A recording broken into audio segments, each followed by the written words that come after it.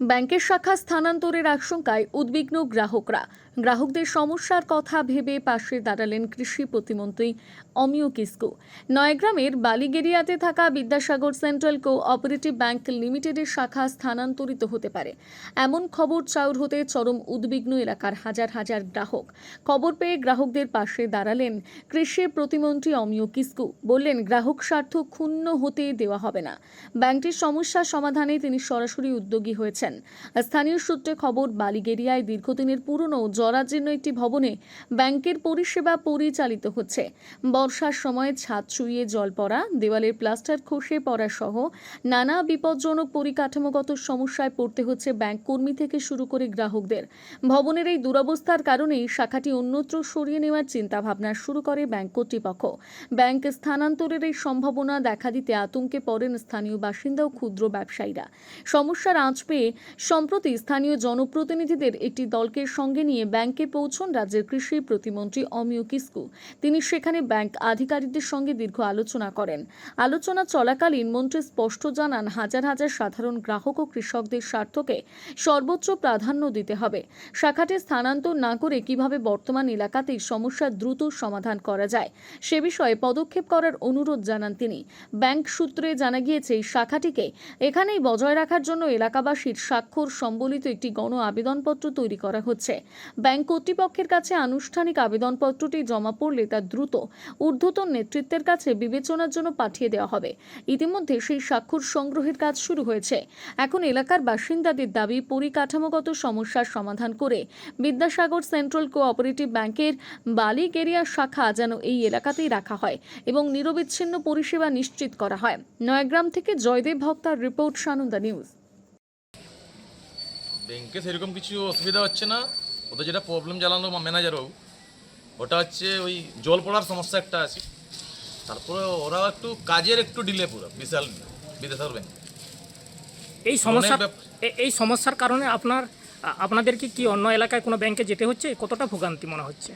ভোগান্তি এখানে আরেকটা ব্যাংক আছে আমাদের, ধরুন স্টেট ব্যাংক আছে এখানে, ওই জন্য বেশি ভোগান্তি কারো এখানে হয় না যদিও, কিন্তু এদের মানে সিস্টেমেটিক একটু ভুল বিশাল আছে। ওরা যদি লোনের ব্যাপারটা একটু সবার জন্য ভাবতো, যে তারা ক্লিয়ার করে টাকারা, ওই যারা ক্লিয়ার করে টাকা ওদের জন্য যদি একটু ভাবতো ওরা, বা একটু কাজ করতো, তাহলে এই সমস্যার সম্মুখীন হতো না। ওদের লাভ পরিমাণ ওদের একদম গ্যারেন্টি ওদের ভালোভাবেই থাকতো। কিন্তু এই বিষয়গুলো ম্যানেজারবাবুকে জানিয়েছেন? না, ওইরকমভাবে জানানো হয়নি।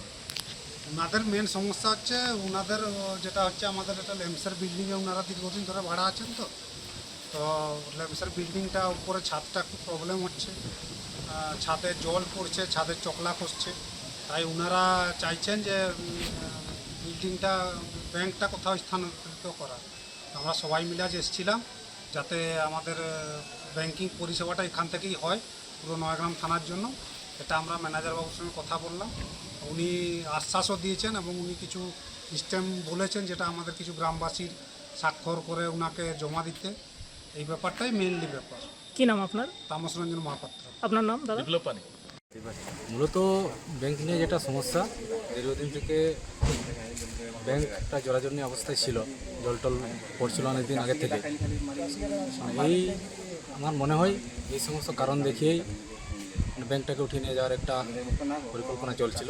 আমরা পারিপার্শ্বিক যারা গ্রামবাসী আমরা জানতে পেরে আজকে, যাতে বালিগেরিয়ায় ব্যাংকটা যেহেতু দীর্ঘদিন ধরে এখানে ছিল এবং আগামী দিনেও যাতে থাকে ব্যাংকটা এখানে, কেননা বেনিফিশিয়ারি আপনার 90% বালিগেরিয়া, খড়িকা, বালিগেরিয়া, আপনার 12 নম্বর, 11 নম্বর, এই সমস্ত এলাকার মানুষজন বেনিফিশিয়ারি আছেন।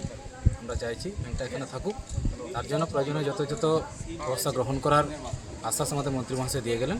এই ব্যাংক উঠে যাবে বা বন্ধ হয়ে যাবে এরকম একটা গ্রাহকদের একটা চিন্তাভাবনা এসছে, সেই হিসাবে মন্ত্রীমশাইকে জানিয়েছিলেন, আপনি এসছেন, আপনি কি আজকে আলোচনা করলেন ব্যাংকের আধিকারিকদের সঙ্গে? শুনলাম লোকাল যারা আছে তারা একটা ভয়ের মধ্যে আছে যে এই এলাকার মধ্যে এটা একটা ব্যাংক যেটা দীর্ঘদিন ধরে আছে।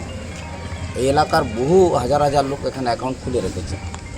এই ব্যাংক যদি অন্য কোথাও ট্রান্সফার হয়ে যায় তারা বিপদে পড়বে। এই জন্য এসেছিলাম এবং এই সম্ভাবনাও আছে, ট্রান্সফার হওয়ার সম্ভাবনা। তো ওনাদেরকে জিজ্ঞেস করলাম কোথা থেকে কী ব্যাপারটা হচ্ছে, কেন ট্রান্সফার হয়ে অসুবিধাটা কী হলো। তো ওনারা কথা বললেন তো বাদবাকি যে বাকি সিস্টেমগুলো আছে যাতে এখানে থাকে। এই এলাকা তো আমাদের যানবাহনেরও অনেক অসুবিধা, তো এটা যদি আবার দূরের দিকে চলে যায় এলাকার মানুষ খুব বিপদে পড়বে বলে এখানে আমারও পক্ষ থেকে দাবি আছে যে ব্যাংক এখানেই থাকবে, আর তার জন্য যা যা করার আমার পক্ষ থেকে আমি করব।